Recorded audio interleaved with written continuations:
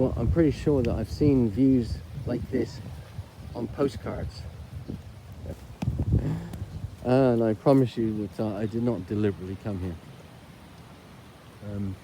What's that? Looks like a pit. They actually do this thing here like they do in New Zealand and a lot of the South Pacific countries. Maybe Australia too. A hanging.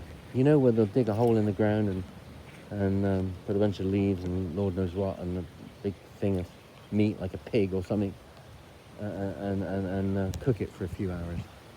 Not sure what they call it here. You know, different South Pacific countries. Well, actually, we're in the North Pacific right now, so let me change that. Let me say Pacific, not necessarily South or North. But many Pacific countries will do that sort of thing and, you know, I guess call it different names. But anyway, not a bad view, is it? Fortunately, you know, I like the weather when it's like this. You know, when it's that, you know, blue sky and there's no clouds. You know, obviously it's you know, it's hotter. Because you know, there's nothing between you and the sun.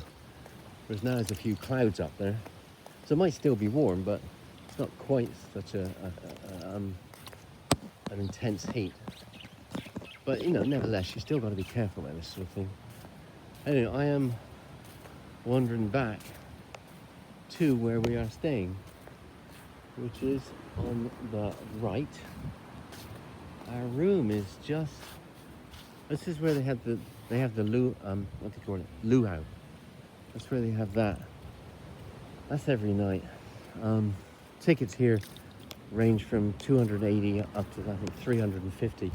I think it's maybe a little cheaper for 18-year-olds and then I think under 3 it was free. But this kind of stuff is not cheap. And you get fed. And obviously, oh, this is the stage. And there were, I mean, even from our room, from the balcony, we could see this, most of the stage anyway.